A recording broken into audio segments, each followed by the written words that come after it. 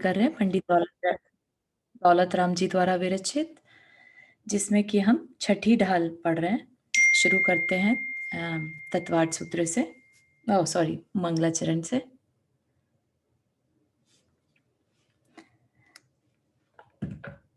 तीन भुवन में सार, वीतराग विज्ञानता, शिव स्वरूप शिवकार, नमो त्रियोग संहारिके, नमो अरिहंताणं, नमो सेताणं, नमो आयर्याणं, नमो उवज्जायाणं, नमो लोए सवसाहुणं। पंच परमेष्ठी भगवान की जय। अगले 45 मिनट के लिए सभी प्रकार के पापों का त्याग करके सभी 9 बार नमोकार मंत्र पढ़ लें।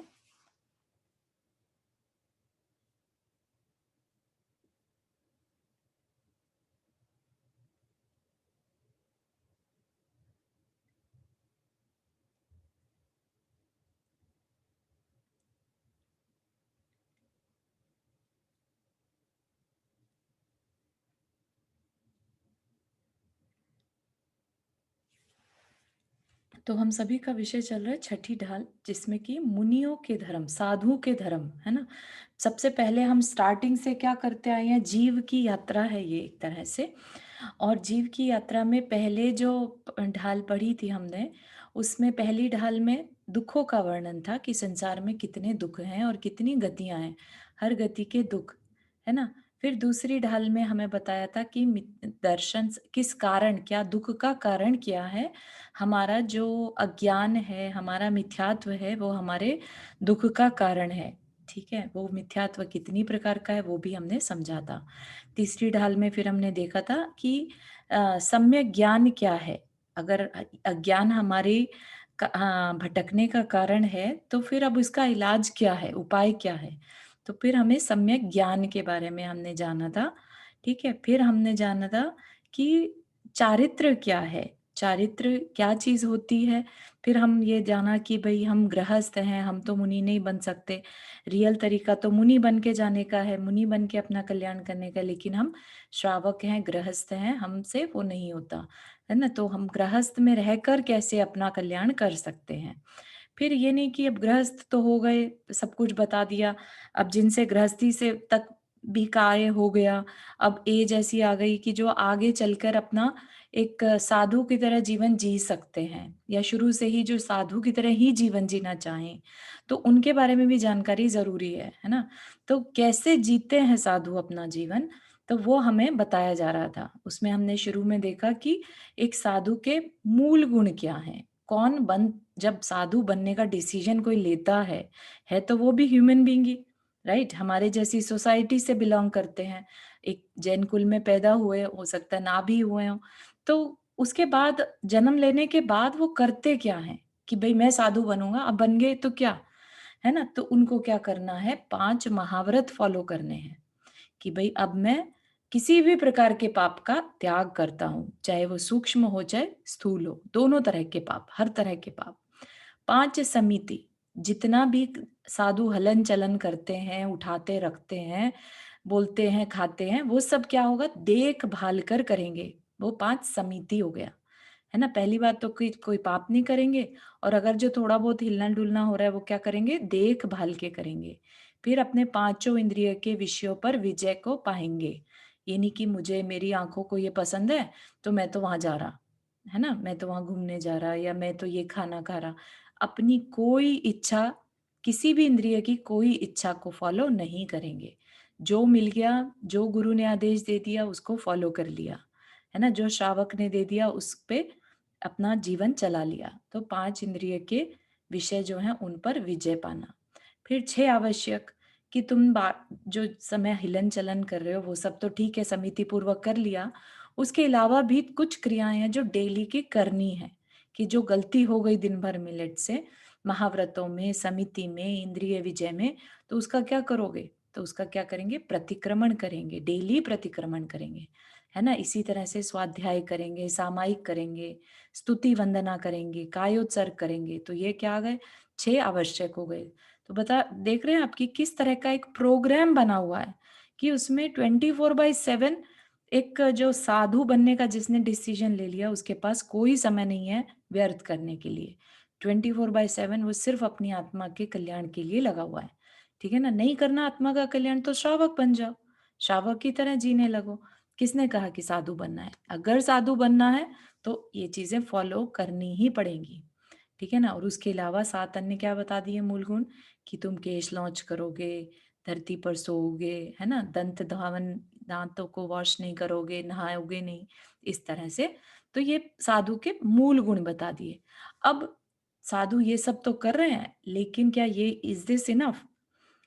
अब साधु का इसके अलावा भी कुछ काम है। क्या काम है? कि उसको अपने आप को तपना भी है। ठीक है ना? इन सब चीज़ों में कोई भी तपन नहीं आया। तपन कब आएगा? जब इच्छा निरोध करेगा। इच्छा निरोध तपः, है ना? तो तप में क्या दे दिया फिर? 6 काय क्लेश बाह्य तप दे दिए और 6 अंतरंग के तप दे दिए। है ना? वहाँ पर हम वो चीज़ पढ़ रहे थे, मुनियों के शेष गुण। शेष गुण में हमने देखा था कि एक तो मुनि को 22 परिचय सहन करने पड़ते हैं। ठीक है? 22 परिचय में मच्छर काट जाए तो कुछ नहीं कहना, लाभ मिले, यश मिले, नाम मिले तो कुछ नहीं और ना मिले, गाली मिले तो कुछ नहीं। तो ये सारी जो तकलीफ़ें हैं, वो सब सहन करना, है ना? और फिर और क्या बताया था? समता की भी साधना करना उन्हें साथ-साथ क्या करना? समता की साधना, कि ठीक है, मेरा रूल या मेरे को जो बोला गया है उसमें इंद्रिय विषयों की इच्छा नहीं करना या इंद्रिय विषय पे विजय प्राप्त करना। लेकिन क्या ज़रूरी है कि साधु अंदर से भी उतना ही अटैच्ड हो इस बात के लिए? हो सकता है अंदर ही अंदर मन में बहुत इच्छाएँ हो रही हों, बाहर में कुछ ना बोल रहा हो, है ना? कि खाने के प्रति, अच्छे घर के प्रति, हो सकता है और कुछ नहीं तो जो श्रावक आके उनके पास बैठ रहा है, उनके प्रति हो सकता है कि नहीं मेरे पास तो ऐसे लोग आने चाहिए, बड़े-बड़े रिच लोग आने चाहिए। हो सकता है उसी में ही अंदर से ये भावना आने लगे, ठीक है ना? तो ये कोई महाव्रत से तो रिलेटेड नहीं है, लेकिन अंदर में क्या है, समता है कि नहीं है? ठीक है ना? तो कॉन्स्टेंटली अपनी आत्मा के लिए काम करना और उसमें भी ये देखते रहना अपने परिणाम कैसे चल रहे हैं, समता के परिणाम हैं कि नहीं है। बीमारी में और स्वस्थता में, लाभ में, अलाभ में, शत्रु में, मित्र में, निंदक में, भक्त में, है ना? हर तरह से। और फिर अपने उपसर्ग आने पर खुद से कोशिश नहीं करते हटाने की, कि उपसर्ग आया है, मैंने ही कुछ पाप किया होगा, जिसका कि फल आज मुझे मिल रहा है। तो इसलिए उस उपसर्ग को हटाने का अंदर से उनका कोई इंटरेस्ट नहीं रहता। ठीक है? फिर हमने देखा था 12 तपों के बारे में। मुनि क्या करते हैं? तप तपे द्वादश धरे वृषदश रत्नात्रय सेवै सदा मुनि साथ मेवा एक विचरे चहे नहीं भव सुख कदा।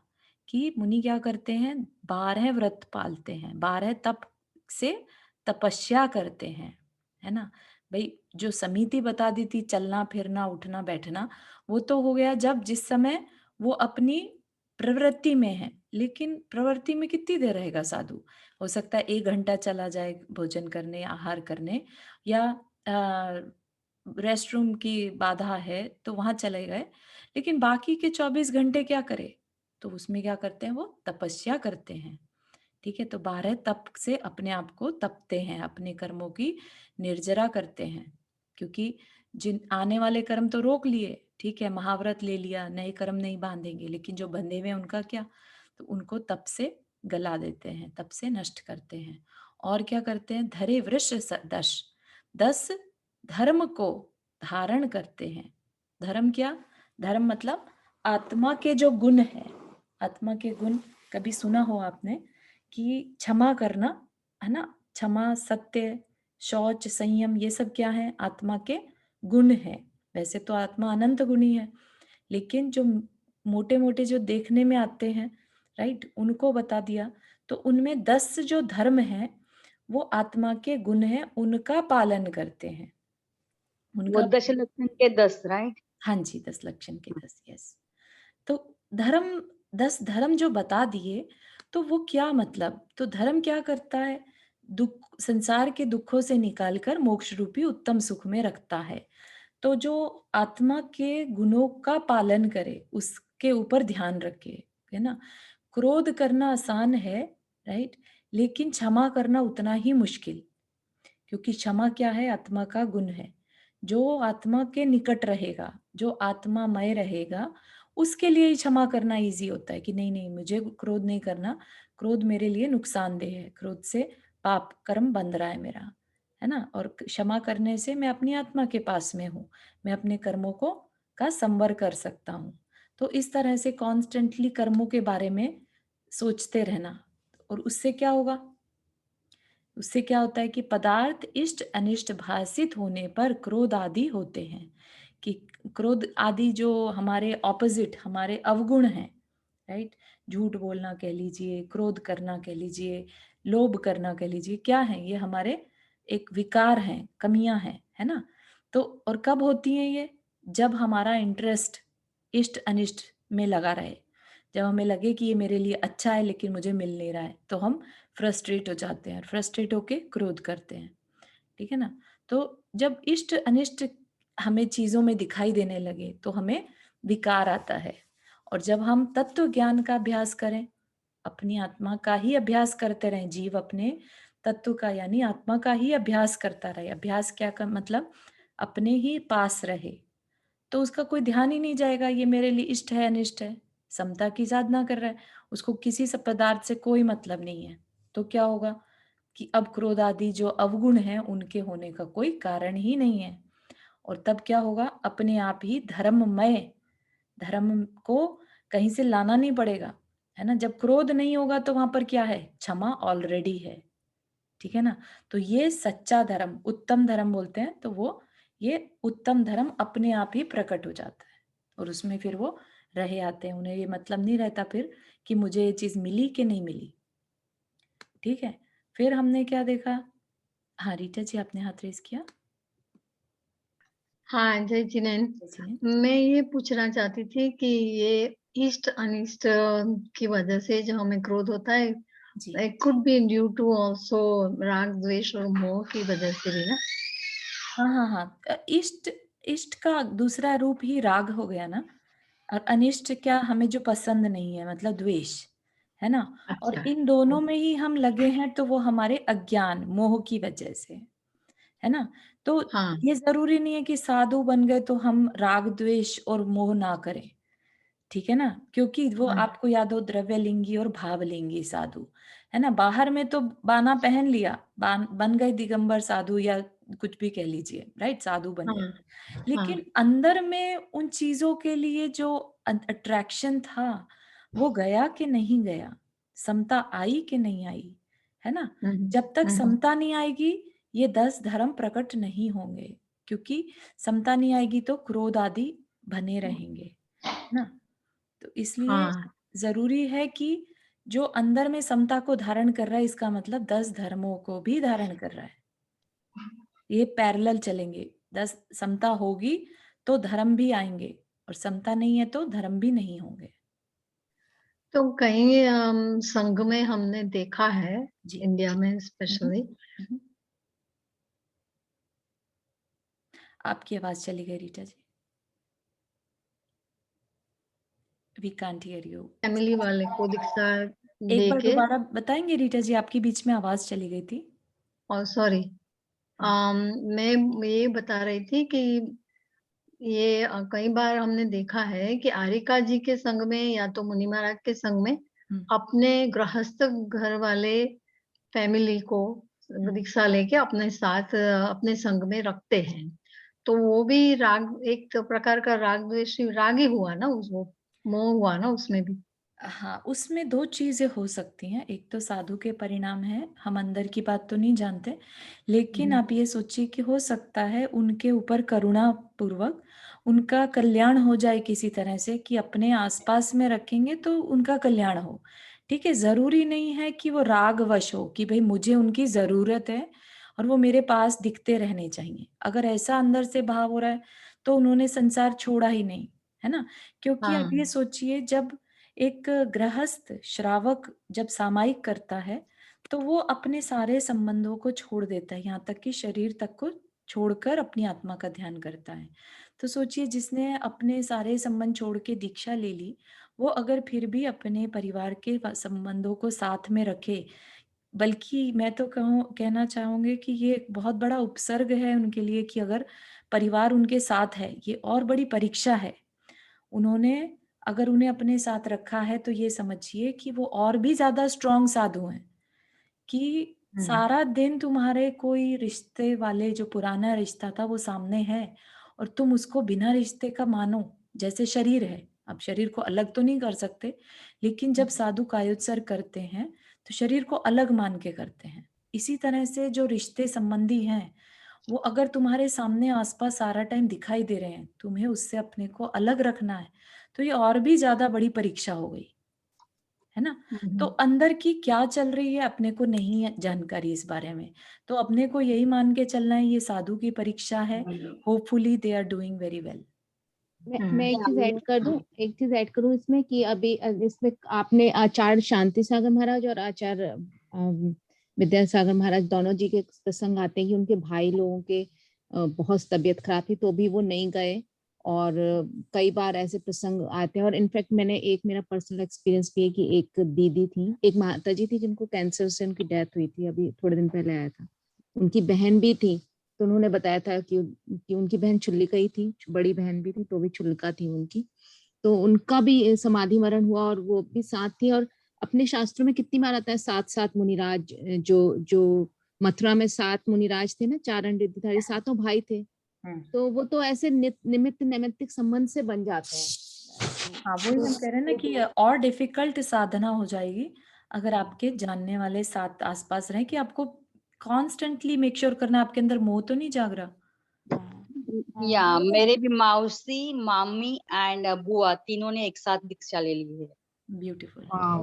हाँ, एक अनुमोदन। साथ रहते हैं लेकिन यहाँ हाँ, तीनों का एज अभी 75 80 इतना 70 के ऊपर ही है। Nice, nice, nice. हमारे तो दो रीटा जी फैमिली आपका मौसी और बुआ भी। हाँ, रीटा जी आपका क्वेश्चन का आंसर हुआ? मामी भी या या सॉर्ट ऑफ बट ये जो एग्जांपल दे रहे हैं ना अनीता जी और प्राची जी दैट अच्छा। इज डिफरेंट देन हाँ, what that I is am different saying. कि उन्होंने साथ में दीक्षा ली इज़ डिफरेंट। एक अपने हाँ पुराने गृहस्थ के किसी पर्सन को साथ में रखना कि आप मेरे साथ ही रहना, कि मेरे को भोजन मिलता है तो आपको तो आपका तो काम चल ही जाएगा, उस उस चीज़ से कि भई ये इनका काम चल जाए, तो वो उनको दोष लगेगा, उनको ही उनके कर्म बंध में प्रॉब्लम आएगी। लेकिन अगर उनका ये अंदर से है कि ये भी एक श्रावक है, इसका कल्याण हो जाए और ये इधर-उधर देखेंगे, इस तरह की तपस्या, त्याग को देखेंगे और इनके परिणाम भी बदल जाएँ, कल को दीक्षा लेने के हो जाएँ, है ना? तो वो पॉसिबल है। पुष्पडाल मुनि और वारिशी मुनि की कहानी आती हाँ, है। लेकिन वही प्राची थी कि उसमें भी वो दीक्षा ले लेते हैं।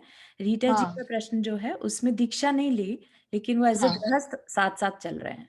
हुँ। नहीं दीक्षा ली है, अच्छा, दीक्षा ली है बट उन्हीं के संग में रहते हैं अच्छा, और आगे किसी को भी आगे नहीं आने देते हैं। आई मीन एक कारिका जी आई नो पर्टिकुलरली अच्छा, उनकी मम्मी उनके साथ है अच्छा। और उन्होंने भी दीक्षा ली है but she is not at higher level.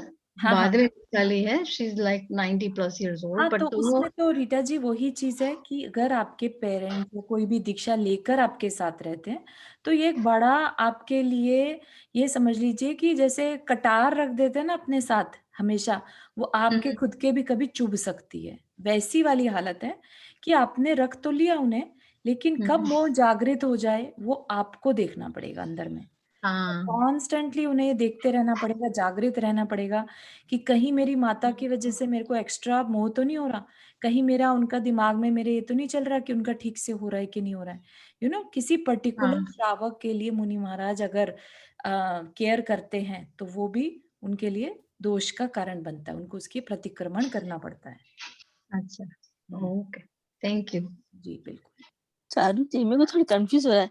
ये अपन ने तो अभ्यंतर तब करा था, उसके बाद भाई तब अभ्यंतर तब के बाद फिर ये कैसे एकदम से शुरू हुआ, ये मेरे को समझ नहीं हाँ, पड़ा आपका कहाँ से। बताते हैं। सुधा हाँ। जी आपने हाथ रेज़ किया था पहले? हाँ, मैंने किया था जय जी ने। जी। हाँ, मैंने इसीलिए मेरा प्रश्न है कि जो मुनिश्री और आरिका माता दोनों में सेम आचरण नियम होते हैं या डिफरेंट डिफरेंट होते हैं? जहाँ पर पॉसिबल होता है वहाँ पर सेम होते हैं। सिर्फ़ संघ की अपनी-अपनी व्यवस्था कह सकते हैं वो अलग हो सकती है। लेकिन जैसे मूल गुण में ही कह लीजिए, नग्नता वो नहीं कर सकते, है ना। तो राइट, ये जहां तक पॉसिबल है वहां तक उनके सेम रहते हैं, जैसे 5 महाव्रत, है ना, या ये सब वो सेम रखेंगे, लेकिन जहां पॉसिबल नहीं है तो वहां डिफरेंट हो सकते हैं। राइट, राइट, ओके, ओके, या बस यही मेरा प्रश्न था। Thank you. श्योर। 5 महाव्रत में भी जो आरिका जी हैं वो 100% परिग्रह त्याग नहीं। परिग्रह परिग्रह त्याग बिल्कुल नहीं कर सकती है ना। बिल्कुल बिल्कुल, तो उनकी जहां हाँ तक लिमिट है वहां का मैक्सिमम करते हैं। हाँ। बिल्कुल सही है। हाँ, पूर्णिमा जी, आपका प्रश्न था कि हम तप हाँ, भाई तब का कर रहे बात थे, कर रहे बिहार थे। तब कर रहे थे हाँ, अपन। तो हाँ, ये देखिए ना ऊपर कि तप तपे द्वादश, तो इसलिए 12, द्वादश मतलब तो 12। मतलब अपन वही है, वही जगह कर रहे हाँ हैं। मतलब जी, हाँ अपन ने जी, वहां किया था, जिसे धर्म 12 ध्यान तपों बताया के था आपने, बारे तीन में। वो हाँ, ध्यान की वो आपने 3 बताई, वो अलग अलग बताई थी, विचार, उपाय, विकाप, जी जी। विकाप तो विजय, ये जो संस्थान विजय। 6 बाह्य तप और 6 अंतरंग हाँ, तप, उसमें हाँ, ध्यान सबसे लास्ट था। तो हाँ, वहां ध्यान तक करवाया हमने था। किया था, है ना, तो हाँ, 12 तप हमारे हो गए थे। अब हाँ। हम और ध्यान में विकाप विजय क्या था, वो मेरे को नहीं समझ में आया विपाक, था। विपाक विजय, विपाक हाँ, विजय विकाप, क्या रहता है? विपाक है। विपाक, विपाक मतलब फल। अच्छा, विपाक विजय, विचार करना, फल का विचार करना। किस फल का विचार करना? कर्म फल का विचार करना। ओके। ठीक है। हाँ, हाँ, तो तो हम अपन वही है, मतलब है, मैं हाँ सोची जी, कहाँ मतलब पहुंच गए मेरे को। 10 है, सॉरी। वृक्ष धरे, है ना, अगली लाइन ही पढ़ रहे हैं कि 10 हाँ, धर्म को धारण करता है। और वो धर्म कैसे धारण करता है? समता की साधना से। समता है तभी धर्म का पालन हो पाएगा, उत्तम धर्म, है ना। मुंह से तो कोई भी सॉरी बोल दे, यहाँ पर सारा दिन सॉरी बोलते हैं, लेकिन अगर अंदर में हमने गांठ बांध ली कि उसने मेरे साथ ऐसा किया, उसने मेरे साथ ऐसा किया, तो उसको क्षमा नहीं कहते। क्षमा क्या है? अपनी समता रखकर, कि जब ये शरीर भी मेरा नहीं है, ये संबंध मेरे नहीं है, तो अगर सामने में किसी ने आकर गाली दे दी, उन शब्दों को जो मुझे अच्छे नहीं लगे, है ना, जो शब्द वो सिर्फ क्या थी, पुद्गल वर्गणाएं थी, और मैं उसमें इष्ट अनिष्ट की कल्पना क्यों करूं, है ना, ऐसा विचार करके वो जो शब्द कानों में पड़ रहे हैं और जो बोलने वाला है उन सबको क्षमा करते हैं, है ना। तो इस तरह से पूरा अपने में रह आना वो धर्म का फाउंडेशन है। ऐसा नहीं कि बस मुंह से बोल दिया, है ना, तो उसको धरते हैं, स्पेशली बोला ना, धारण करते हैं। तो उनका अंदर तक वो 10 धर्म जो आत्मा के गुण हैं वो मतलब संभाले रहते हैं। तो उनको कहना नहीं पड़ता कि आप क्षमा कर दो, मुनि में ऑलरेडी क्षमा हमेशा रहती है, इस वजह से। फिर और क्या करते हैं? रत्नत्रय सेवई सदा। तो रत्नत्रय की सेवा करते हैं सदा, हमेशा। रत्नत्रय क्या? सम्यक दर्शन, सम्यक ज्ञान और सम्यक चारित्र। सम्यक दर्शन, सम्यक ज्ञान, सम्यक चारित्र, तीनों को हमेशा सेवा करते हैं। ऐसा नहीं कि चारित्र तो पालन कर रहे हैं लेकिन श्रद्धान खत्म हो गया, श्रद्धान कहीं और किसी और चीज में हो गया, मोक्ष में श्रद्धान ही नहीं रहा, है ना। तो ऐसा नहीं, तीनों को एक साथ सेवा करते हैं। सेवा करना मतलब उनकी रिस्पेक्ट करते हैं, मतलब ये अच्छा है मेरे लिए, ऐसा नहीं। तो अच्छा नहीं रहेगा, उसमें इंटरेस्ट नहीं रहेगा, उत्साह नहीं रहेगा, रिस्पेक्ट नहीं रहेगी, तो छूटने का चांसेस है ना। तो लेकिन मुनि क्या करते हैं? 24/7 रत्नत्रय की सेवा करते हैं। और क्या करते हैं? मुनि साथ मेवा एक विचरे, चाहे नहीं भव सुख कदा। याद होगा आपको, हम पुराण जी जब पढ़ते हैं तो कई बार ऐसे एक्सेप्शन केसेस हम देखते हैं कि मुनि अपनी तपस्या के बदले क्या मांग लेते हैं? भौतिक सुखों को, कि मैं भी ऐसा ही शक्तिशाली राजा बनूं, मेरे पास भी 3 खंड का राज्य हो। तो यहाँ पर क्या कह रहे हैं कि वो साथ में विचरें चाहे अकेले में विचरें, लेकिन भव सुख कभी नहीं चाहते, है ना। हमेशा सिर्फ अपने कौन सा सुख चाहते हैं? अपना सच्चा सुख। एक भव सुख हो गया जो कि इंद्रिय सुख है, और वो कौन सा सुख चाहते हैं? सच्चा सुख, जो परम आत्मा सुख, का, परम सुख। परम सुख। बिल्कुल सही, भव सुख ना सही, परम सुख चाहते हैं, है ना। तभी इतनी तपस्या कर रहे हैं, नहीं तो क्या जरूरत है उन्हें इस तरह से इतना तकलीफ उठाने की? कोई जरूरत नहीं है। लेकिन जब भी कल्याण की बात याद आती है तो उन्हें लगता है कि नहीं नहीं, ये तकलीफ तो कोई तकलीफ ही नहीं है, बल्कि, है ना, जो आज हम परिचय समझ रहे हैं, हम तकलीफ समझ रहे हैं, उनके लिए तो वो मीठी गोली की तरह से है। उनको उसी में मजा आता है कि अरे वाह, मैंने और कर्मों की निर्जरा कर दी, है ना। तो आगे क्या कह रहे हैं, यो है सकल संयम चरित, कि अभी हमने जो देश संयम पढ़ा था श्रावक के लिए, अब सकल संयम मतलब कंप्लीट संयम, ये किसके लिए हो गया, मुनि के लिए चरित्र। सुनिए स्वरूपा चरण अब, कि अभी मुनि तक का तो पहुंच गए, अब इसके बाद क्या करना है, अब सुनो स्वरूप आचरण को, उससे ऊपर की साधना को। अभी तक तो जो मुनि बताए, जो साधु बताए या जो चरित्र बताया, वो कहाँ तक बताया कि जब 5 महाव्रतों का पालन करते हैं, जब आहार के लिए निकलते हैं, या एक छठे गुण स्थान में मुनि महाराज दिखाई दे रहे हैं वो, ठीक है। अब उसके भी ऊपर, क्योंकि मुनि महाराज तो खाली अगर जैसे हैं वैसे ही रहे आए, तो वो कर्म की निर्जरा पूरी तरह नहीं कर सकते। अब क्या बात कर रहे हैं, और उसके ऊपर अब उनका मन कर रहा है कि निवृत्ति करनी है। निवृत्ति मतलब जो आहार के लिए उठते थे, जो अम, जाना इधर उधर करते थे, वो भी सब बंद कर दें, ठीक है। अब उनका मन क्या कर रहा है कि बस अब अपने आप को पाना है, अपने स्वरूप में ही रहना है, तो वो क्या कहलाएगा, स्वरूपाचरण चारित्र, ठीक है। अब उसका वर्णन कर रहे हैं, क्या है वो, जिस होत प्रकटे आपनी निधि, मिटे पर की प्रवृत्ति सब। तो बाहर की सारी प्रवृत्ति रुक कर अब क्या होगा, अपनी निधि, अपनी अमूल्य संपदा क्या है, आत्म तत्व, उसको प्रकट करने की ठान ली। जैसे हम पढ़ते भी है ना पुराण जी में, कि दीक्षा ले ली, दीक्षा करके आहार के लिए जा रहे हैं, ये कर रहे हैं, उपदेश दे रहे हैं, लेकिन फिर एक जगह पर रुक कर उन्होंने क्या कर लिया, अब डिसाइड कर लिया कि केवल ज्ञान को प्राप्त करना है। तो केवल ज्ञान प्राप्त करना इस स्वरूपाचरण चारित्र, उसकी जो प्रोसेस है वो स्वरूपाचरण चारित्र, अपने स्वरूप में आना, ठीक है। हाँ रुक्मणी आंटी, आपने हाथ रेस किया। हाँ चारू, तूने अभी देश प्रति बोला ना शायद। हाँ जी। हाँ, तो क्या होता है देश प्रति? हाँ, देश व्रती मतलब जो श्रावक बताया था ना, श्रावक के 12 व्रत जो होते हैं उनको पालन करे वो देश व्रती है ना। अच्छा, देश, देश मतलब पार्शल, है ना, ओके, देश, और सकल मतलब कंप्लीट। अच्छा। तो तो श्रावक हो गया जो अधूरा कर पा रहा है, राइट, स्थूल त्याग कर पाता है, और मुनि हो गए, साधु हो गए, वो सकल, सकल मतलब कंप्लीट, उनके ओके। कंप्लीट त्याग। अब जैसे एक जगह पढ़ा या सुना मैंने कि श्रावक जो है, जैसे हम लोग जैसे श्रावक नहीं कहलाते जब तक कि व्रत संयम ना ले हाँ या अनुव्रत ना ले, तब तक श्रावक नहीं हाँ कहलाते। हाँ तो फिर देश प्रति तो वही होंगे जिन्होंने व्रत संयम वगैरह लिए हैं। हाँ, कहने को उपचार से हम भी श्रावक कहलाते हैं, क्योंकि 5 पापों का स्थूल त्याग तो हम लोग भी करके रखते हैं। तो ऐसा नहीं है, श्रावक में भी जघन्य, मध्यम और उत्तम ऐसे श्रावक भी रहते हैं, ऐसी भी परिभाषा रहती है। तो उसके हिसाब से जघन्य में हम आ सकते हैं। ठीक है, ठीक है। और इसी के साथ एक अविरति भी होता है ना देश प्रति के हाँ साथ, जी, तो हाँ अविरति जी। क्या हुआ? इससे पहले जो अभी चारित्र में नहीं आया, ठीक है, अच्छा, वो अव्रति कहलाता है।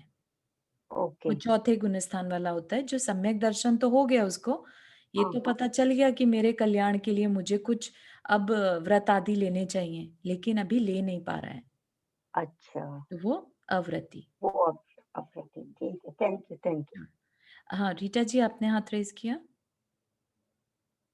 हाँ, मैं ये पूछ रही थी कि स्वरूपाचरण जो है जी वो अभी पंचम काल में तो नहीं पॉसिबल है ना? हाँ, पंचम काल में नहीं पॉसिबल है। हाँ बिल्कुल सही कहा, क्योंकि ये शुद्ध आत्मा और शुक्ल ध्यान लगाना और ये सब में आ जाता है ना, 7वें गुण स्थान से ऊपर। हाँ, बिल्कुल सही है। अच्छा, हम्म। ओके, कहीं थैंक यू। कहीं सुनने में आ जाएगा, कई लोग कह देते हैं अरे चतुर्थ गुण स्थान में उपचार से हो जाता है, लेकिन वो तो अपने आप को भुलावा देने वाली बात हो जाएगी, है ना। जितना हम अपनी कठोरता से पालन करें वो ज्यादा अच्छा है, जितनी हम ढील देते चले जाएंगे, जैसे कि अपने कल के क्लास में पुराण जी में पढ़ा था कि जिन ब्राह्मण से, है ना, और नियम व्रत आदि नहीं होते थे, उन्होंने कहना शुरू कर दिया अरे क्या रखा है इनमें, है ना, क्यों अपने काय को क्लेश देना, क्यों कष्ट देना, इनसे तो कुछ नहीं होने वाला है। तो इस तरह से कहने वाले कह सकते हैं, लेकिन अगर पंडित दौलत राम जी को ये कहना होता कि स्वरूपाचरण तो पहले ही समझा देते ना, जब आवृत्ति की परिभाषा दे रहे थे वहीं पर बता देते स्वरूपाचरण को, लेकिन एकदम स्टेप बाय स्टेप सब कुछ चल रहा है। तो मुनि के बाद अब कौन से मुनिराज, जो बिल्कुल अपनी आत्म साधना में लग गए। अब उन्हें ना आहार से मतलब है और ना निहार से मतलब है, सिर्फ अपने आत्मा के आनंद में डूब गए। लेकिन चारू जी, कभी कभी जब महाराज जी सामायिक करते तब कभी कभी वो शुद्ध आत्मा, शुद्ध आवाज भाव में जा सकते हैं ना। हाँ, जा सकते हैं। वो 7th गुणस्थान के कुछ भाग तक को टच करते हैं, ठीक है। हाँ। तो जो मुनि महाराज होते हैं छठे सातवें ग्रुप में रहते हैं, ठीक है। लेकिन उतने को कह लीजिए कि पार्शल स्वरूपाचरण, मतलब बहुत ही हाँ हाँ कम अंश का स्वरूपाचरण वहां पर उनको हाँ फील होता होगा, है ना। हाँ हाँ कुछ क्षणों के लिए हो सकता है हो जाता हाँ, हो, क्षणों के लिए ही, यस। लेकिन यहाँ पर जिस स्वरूपाचरण की बात करें वो कंप्लीट, आप बस ये समझ लीजिए कि सब कुछ अब छोड़ दिया और अपने ध्यान में, अपनी आत्मा के ध्यान में लग गए। केवल ज्ञानी हो गए फिर हाँ अरिहंत। जी, क्योंकि हमें क्या पूरा एक मार्ग बताया जा रहा है, ठीक है ना। अपने को किसी पर्टिकुलर काल या वो देखकर नहीं, अपने को पूरा जानकारी किस तरह से दी जा रही है, मोक्ष मार्ग का स्वरूप बताया जा रहा है, ठीक है।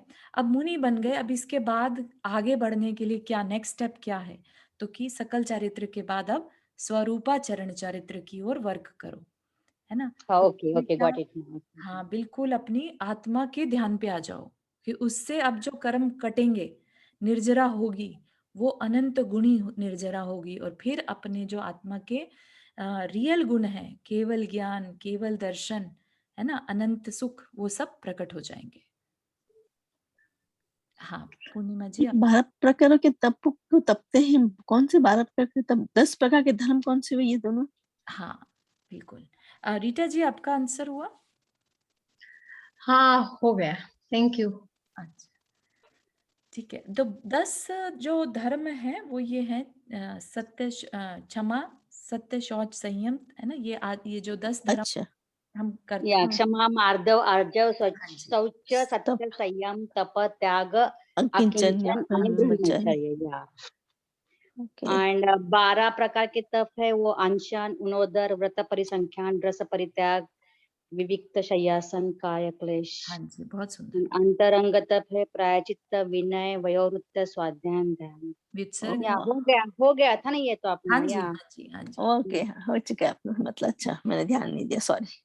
हाँ मेरे को इसमें ठीक है। तो यहाँ पर हम अच्छा ये पढ़ रहे हैं ना कि जिस होत प्रकटे आपनी निधि, मिटे पर की प्रवृत्ति सब। उससे क्या अपनी निधि प्रकट होती है और सारी बाहर की प्रवृत्ति बंद हो जाती है। तो अब वो कैसे होता है वो चीज बताएंगे, कैसे होता है। जिन परम पैनी सुबुधि छैनी, डारी अंतर भेदिया, वर्णादि अरुरागादिते निज भाव को न्यारा किया। कैसे करते हैं, अब स्वरूपाचरण चारित्र में जाना है तो क्या करना होगा। जिन परम पैनी, जिन जैसी, उन परम पैनी मतलब अत्यंत पैनी मतलब तीक्ष्ण, सुबुद्धि छैनी, सुबुद्धि मतलब सम्यक ज्ञान जो है उसकी छैनी, एक हथौड़ी टाइप की चीज होती है ना। तो उस परम पैनी, बहुत तीखी धार कह लीजिए या तीखा प्रहार जिससे हो, ऐसी सम्यक ज्ञान की छैनी को कहाँ डाला, डारी अंतर भेदिया, अपने अंदर में डालते हैं। तो क्या अपने अंदर में कोई ऐसे तो क्या छैनी तो नहीं डालता है, छैनी एक औजार होता है। तो उसको ऐसे अंदर में नहीं डालना है, लेकिन अपनी कौन सी चीज को अंदर डालना है, सम्यक ज्ञान की छैनी को अंदर में अपने ही अंदर झांक कर देखते हैं, ठीक है। और किस चीज का भेद करते हैं, भेद विज्ञान करते हैं। और क्या करते हैं, वर्णादि अरु रागादिते, वर्णादि मतलब जो ज्ञानावर्ण आदि 8 कर्म हैं वो, और रागादि आदि जो भाव हैं, ठीक है, उनको, जो कर्म के कारण भाव हो रहे हैं उनको निज भाव को न्यारा किया, उनको अपने निज भाव से अलग करते हैं। भेद ज्ञान से क्या करते हैं, भेद ज्ञान की छैनी से, परम छैनी से क्या करते हैं, जो कर्म के कारण राग द्वेष हो रहे हैं, राइट, उनको अपने निज भावों से अलग करते हैं। निज के भाव क्या हैं, निज के भाव क्षमा करना, है ना, समता में सुख, ये सब क्या है? निज के भाव हैं, अपने स्वभाव में रहते हैं। कैसे रह पाएंगे? अगर कॉन्स्टेंटली कर्म के उदय में कर्म के ही भावों को फील करते रहें और उन्हीं पर गुस्सा आता रहे उन्हें सोच सोच के कि ये मेरे को ऐसे क्यों नहीं पूछा, मेरे को ये आज आहार करने क्यों नहीं मिला, है ना। तो इस तरह नहीं, वो उन भावों को भी देखते रहते हैं, क्योंकि निज का भाव क्या है? सिर्फ देखना, जानना, क्षमा करना, है ना, शांत रहना, ये निज के भाव हैं। तो उनको अपने आत्मा के भावों से अलग करते हैं। किनको अलग करते हैं? कर्मों को, कर्म के कारण जो भाव हो रहे हैं उनको। तो ये कब पॉसिबल है? भेद विज्ञान की छेनी से। और भेद विज्ञान की छेनी कब प्रकट होती है? सम्यक ज्ञान के कारण। सम्यक ज्ञान होगा, जानकारी होगी कि ये कर्म है, कर्मों के कारण मेरे ये भाव हो रहे हैं, मेरा भाव, मेरा कर्म, मेरा खुद का भाव जो है वो शांत रहना है ना, मेरा स्वभाव क्या है, ये जानकारी कौन कराएगा? सम्यक ज्ञान कराएगा, है ना। तो उसको इतना पैना कर लेते हैं, इतना तीक्ष्ण कर लेते हैं प्रैक्टिस से, कि जब ध्यान में बैठते हैं तो इमीडिएटली उनको ये रियलाइजेशन में आ जाता है कि ये जो भाव अभी हो रहे हैं ये कर्म के कारण हो रहे हैं, और ये जो भाव है ये मेरे खुद के भाव हैं। तो इनमें डिफरेंशिएट करना, ये क्या है? भेद विज्ञान, है ना। ठीक है। फिर और क्या करते हैं? निज माही निज के हेतु निज कर, आपको आपे गयो, गुण गुणी ज्ञाता ज्ञान गे, मझार कुछ भेद न रहो। निज माही मतलब अपने में ही, निज माही, निज के हेतु अपने लिए ही, निज कर निज से मतलब अपने द्वारा ही, आपको आप ही गयो अपने आप को खुद ही ग्रहण करते हैं, स्वयं जानते हैं। ठीक है, क्या करते हैं? अपने में ही, अपने लिए, अपने द्वारा अपने आप को ग्रहण करते हैं। क्योंकि अब क्या पहुंच रहे हैं, कहाँ पर पहुंच रहे हैं हम? बिल्कुल ध्यान की उत्कृष्ट अवस्था में, है ना। वहां पर क्या है? वहां पे कोई कर्ता करने के लिए नहीं है, करने वाला भी खुद, कर्ता क्रिया और जो कर्म है वो सब कुछ आत्मा बन जाता है। वहां पर तीसरा कुछ नहीं बचता। वही बता रहे हैं यहाँ पर कि गुण गुणी, ना गुण गुणी में डिफरेंस रहता है। गुण क्या है? गुण है ज्ञान दर्शन करना, है ना। और गुणी कौन है? जो आत्मा है। और आत्मा क्या है? जो जानने देखने वाला है। तो इनमें कोई डिफरेंस नहीं रह जाता। ज्ञाता जानने वाला, ज्ञान जिसे मतलब जिसके द्वारा जाना जाए, और ज्ञेय जिसे जाना जाए, ये तीनों क्या हो जाते हैं? इनमें कुछ भी भेद नहीं रहता। क्योंकि आत्मा क्या है? ज्ञान स्वरूपी, है ना। और ज्ञान से ही ज्ञान को मतलब अपनी आत्मा को जान रहा है। तो कह सकते हैं कि अपने आप से ही अपने को जान रहा है। और किसके लिए जान रहा है? अपने लिए ही जान रहा है। समझ में आ रही है बात? थोड़ा टफ प्लीज तो नहीं हो एक रहा? बार ये दोबारा बताओगे, ज्ञाता ज्ञान गे, एक बार इसका इन तीनों का जरा प्लीज दोबारा। हाँ, तो ये जो अवस्था बता रहे हैं ना, ये बहुत ऊपर की अवस्था है। हाँ रीटा जी, इसके बाद आपका क्वेश्चन लेते हैं। हाँ, ठीक है। हाँ, ऊपर की अवस्था इन द सेंस कि आप खुद जब कभी ध्यान करें, जिसको भेद विज्ञान हो चुका हो, राइट, उसको ये बात ज्यादा फास्ट समझ में आएगी कि जब हम, आत्मा अरूपी है, ठीक है, आत्मा क्या है? ज्ञानमयी है, ज्ञान ही आत्मा है कह सकते हैं। तो ज्ञान से ही आत्मा का ज्ञान हो रहा है, ठीक है। ज्ञान से, ज्ञान किसका हो रहा है? आत्मा का ज्ञान हो रहा है, राइट। तो ज्ञाता कौन? आत्मा ही, जानने वाला किसके द्वारा जान रहा है? वो ज्ञान के द्वारा। और किसको जान रहा है? ज्ञान को ही जान रहा है, क्योंकि आत्मा ही ज्ञान है, ठीक है ना। तो ज्ञाता, ज्ञान और ज्ञेय, इनमें कोई डिफरेंस नहीं रह जाता। अल्टीमेटली कहना क्या चाह रहे हैं कि जब ऐसे स्वरूपाचरण चारित्र आता है तो वहां सिवाय आत्मा के कुछ नहीं रहता। कोई कर्ता नहीं है, कोई कर्म नहीं है, कोई क्रिया नहीं है, सबकी एक रूपता आ जाती है। ओके, अभेद थैंक बोलते हैं ना उसी को, अभेद रत्नत्रय। जब यू। रत्नत्रय की क्रिया में भेद ना रहे। ठीक है, ठीक थैंक है, यू। तो इसको जस्ट आप हाँ एक बार समझ लीजिए। बहुत चिंतन का विषय है ये। ठीक है, तो इसको आप विचार करिएगा, देखिए कुछ आपको और क्लैरिटी होती है तो। रीटा जी आपने कुछ हाथ रेस किया था।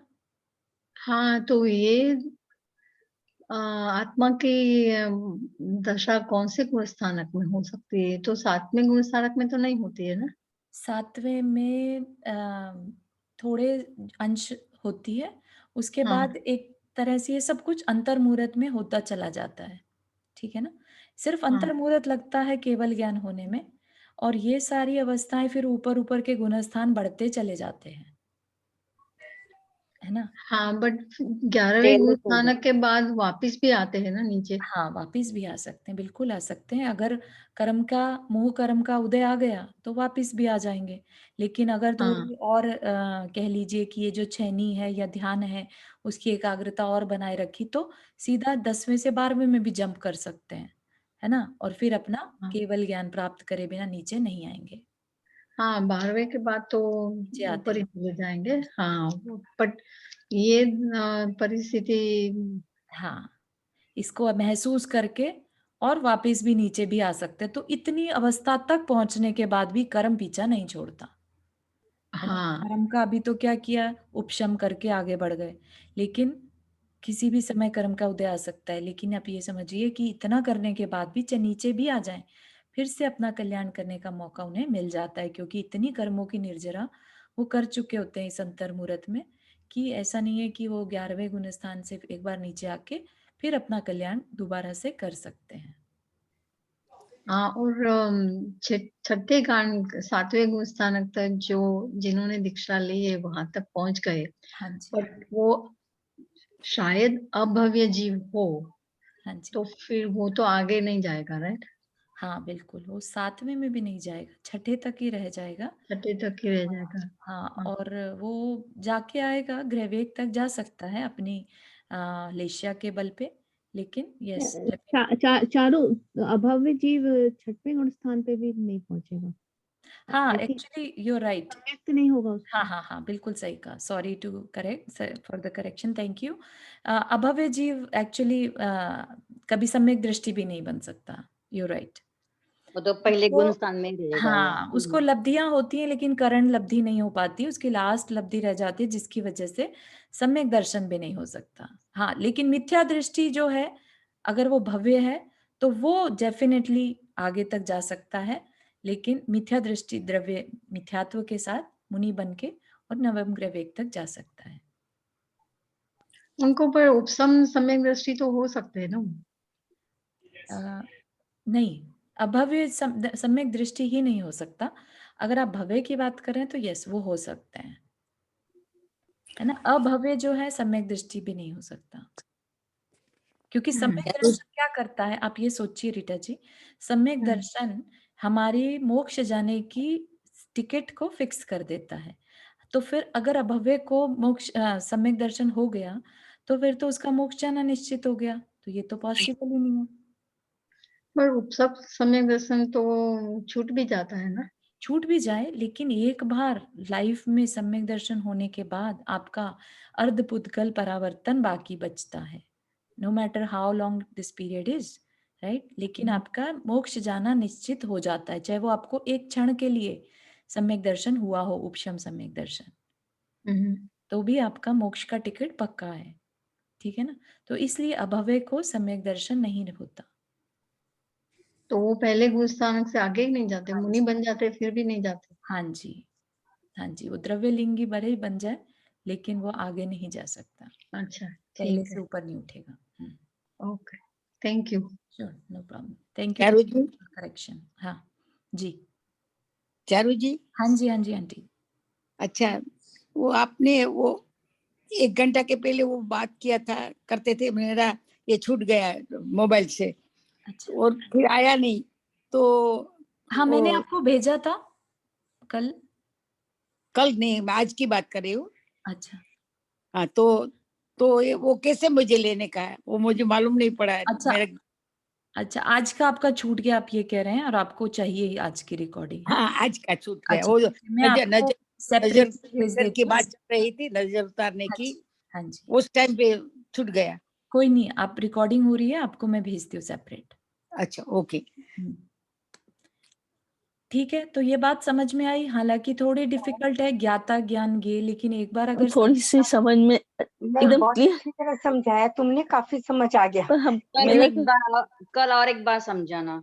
हाँ रिवाइज कर हाँ लेंगे। ये जितना आप इस पे ध्यान करेंगे ना, बात तब समझ क्या, में आएगी। ये बात हाँ जो नहीं है मैंने ना, ध्यान ये से, एक्सपीरियंस करने वाली है। ये बात कहने से समझ नहीं आएगी।